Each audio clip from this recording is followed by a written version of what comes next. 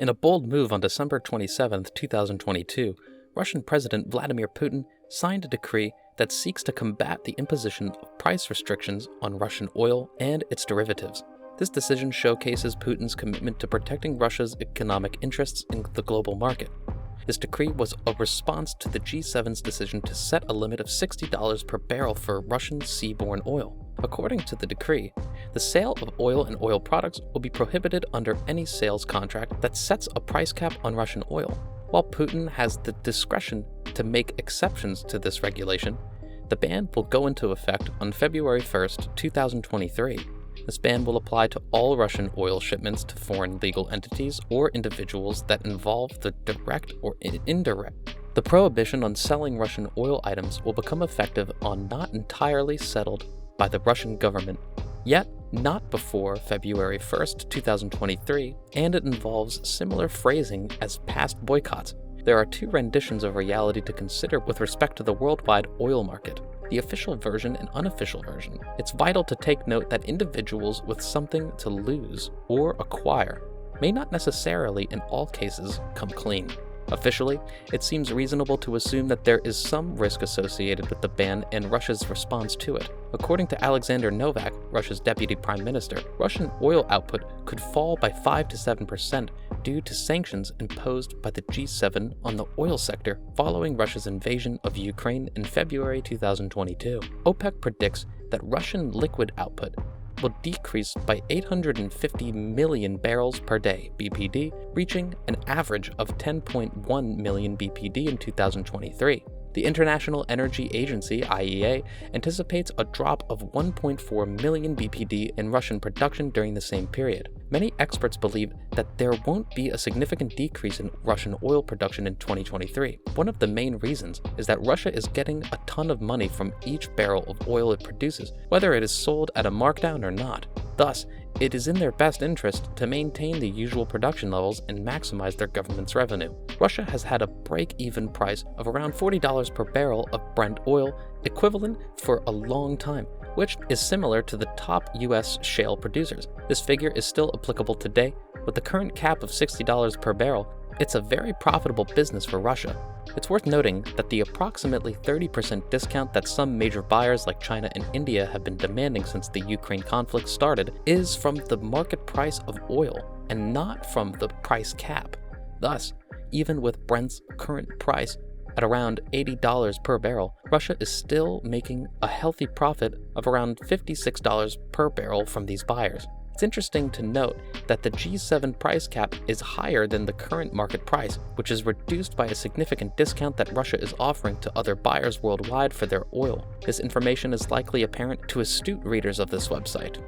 While considering the general oil organic market picture, it's important to remember that Russia has various sanctions keeping away from mechanisms set up like those involved by Iran after it confronted sanctions in 1979. This means that Russia can still operate around any price caps or sanctions that are imposed by the G7 or any other group.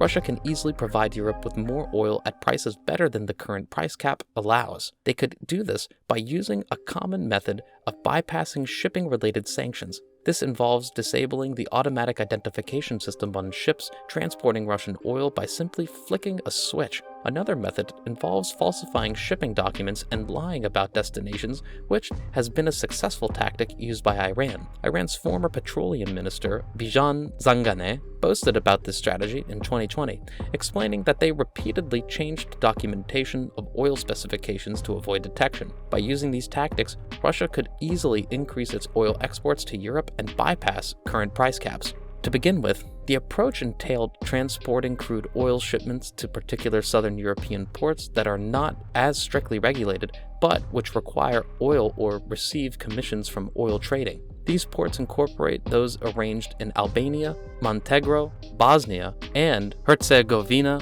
Serbia, Macedonia, and Croatia.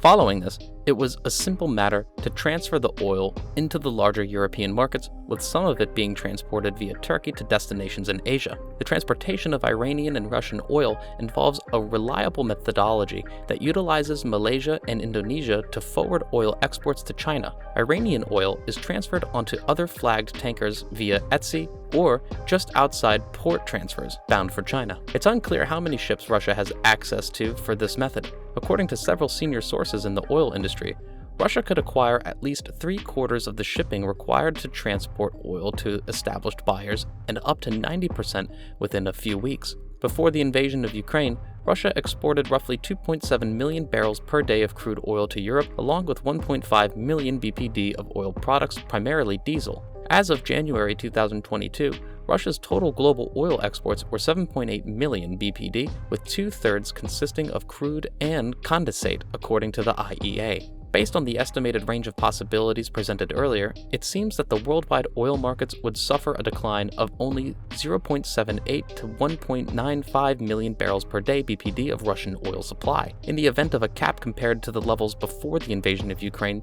it's important to note that even with all other circumstances remaining constant, such a reduction in supply is still quite improbable. This is because Iran possesses a vast number of tankers which could potentially be made available to Russia, in addition to China, Hong Kong, India, and other countries that can also assist.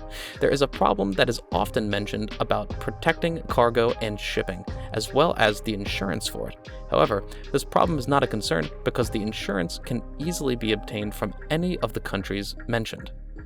This has been done before when the US imposed shipping insurance sanctions on Iranian oil tankers. Now, the question arises as to why Putin is issuing verbal warnings about the $60 price cap.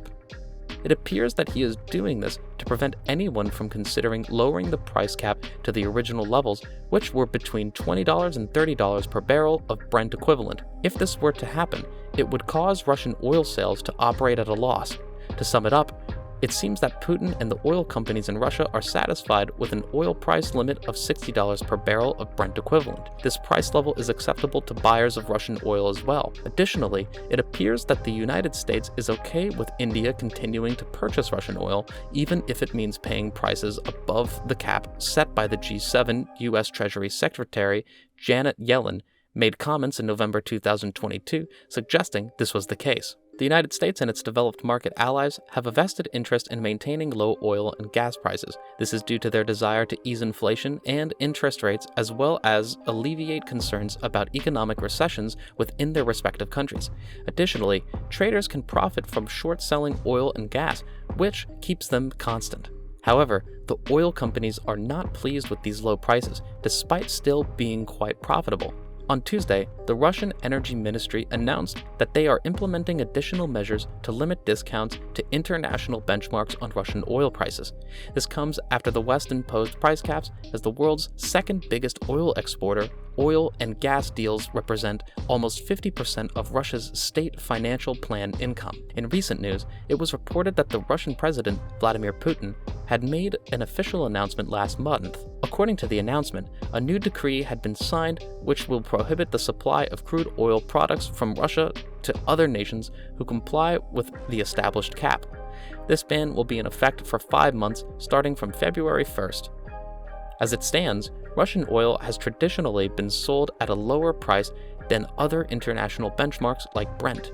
However, due to the Western sanctions imposed over the conflict in Ukraine, this discount has become even more significant, currently ranging from $25 to $30 per barrel compared to dated Brent. In December, a presidential decree was issued that prohibits Russian companies from mentioning any illegal price cap limitations, either directly or indirectly. The scope of this prohibition extends to all transactions involving Russian crude oil, all the way to the end user. In effect, this means that any company working with traders who do not abide by the measure will also violate the ban. The Energy Ministry has issued a statement clarifying this interpretation of the ban.